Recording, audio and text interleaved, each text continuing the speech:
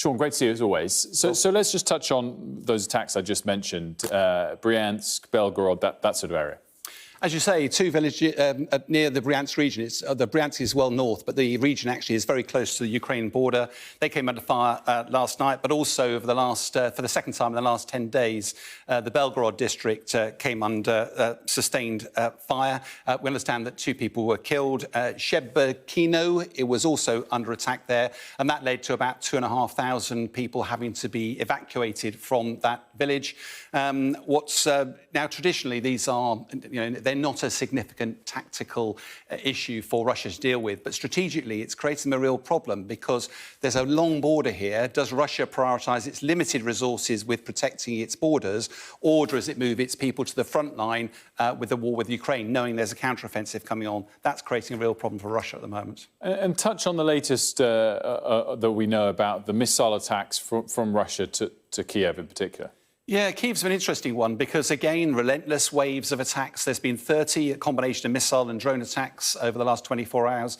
As ever, the drones, slow speed, Ukraine seem to be on top of those. The cruise missiles, or the ballistic missiles, are a lot more difficult for Kyiv to handle. But the multi-layer defence, including Patriot missile systems shown here, does seem to be taking out most, if not all, of the missiles. Inevitably, some of the debris falls down. That causes fires and, unfortunately, some casualties as well. But at the moment, the defensive umbrella seems to be holding up. I mean, given that it is holding up and other factors, why do you think Russia continues to try and target Kiev? From a military perspective, it doesn't seem to make sense because what Russia, rather than wasting its limited resources on a civilian target, it should actually be targeting Ukraine's preparations for its spring offensive. There seem to be 2 reasons for why they're doing that. First of all, the Ukraine preparations are likely mobile forces and they're quite well hidden. So to do that, you need time-sensitive target capability, which is satellites looking down, analysts looking at it, deciding what you're going to use to prosecute the target and then attacking the target. That loop requires teamwork and coordination. That is not something that Russia is particularly effective at doing at all.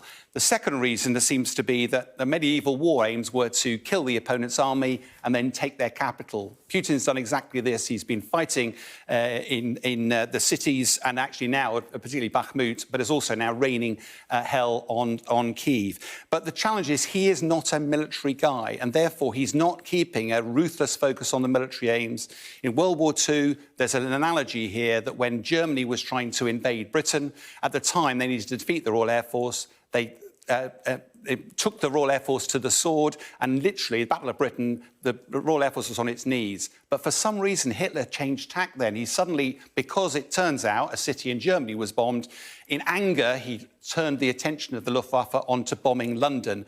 Now, that gave the Royal Air Force a breather. Yes, it was bad for Londoners, but didn't actually change the outcome of the war. And what we're actually seeing, I think, is a similar challenge for President Putin. He's not focused on the objectives of the war. He's angry over President Zelensky's temerity in attacking the Kremlin and attacking across the border. And it's just demonstrating another weakness of the Russian military machine.